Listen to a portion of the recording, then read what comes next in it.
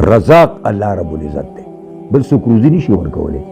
سلیمان علیه الصلاة والسلام له تمام آباد ځمکې حکومت الله ورکړی و. 4 کسان دنیا کې تیر شوي، 2 کافر دي، 2 مسلمانان، چې د تمامي دنیا حکومت په یو وخت کې کړی دی. د یو پای کې سلیمان علیه السلام دی. یو ورځ الله تعالی ته ویل دغه دی دا وستا دي مخلوق زه ډوډۍ ورکوم. ویل سلیمان ویل یو میاشت به ورکوم. سلیمان لږ سوچ کوه، دا ګران کار دی. خیر خو دې ته خبر راورسېده چې یو ټیم به وله ورکم، یو ټیم.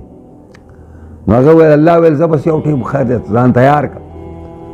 نو پیریانو دیوانو انسانانو ته خو ټوله دنیا باچاو حکم وکړو به دا خوراکونه پخېدله وو. هوا ته ویل چې ته به پرې چلېږي چې دا خرابه نه شي.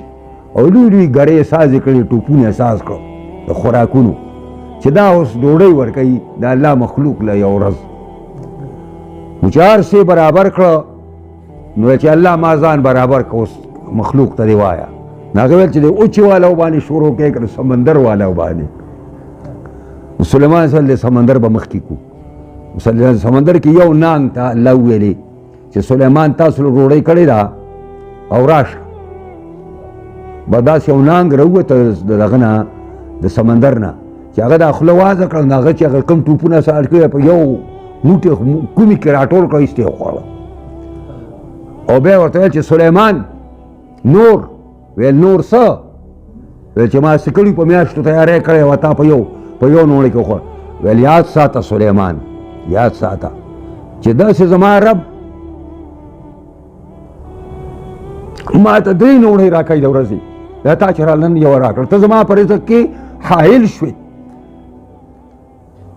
دونه روزي ده تا چې مال راکړه د دې 3 حصې مال الله راکوي په شواروز کې، او ته زما په روزۍ کې حایل شولې، زما هغه 2 نوړۍ تا دغه کړلې.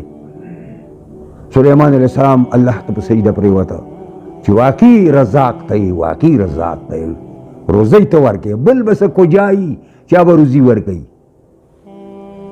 بل به څه کوجایي چا به ستا دادرسي وکړي او تاله به خوراک څښاک درکړي.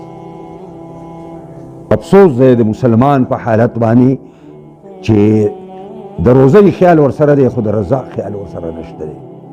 ولا تقرب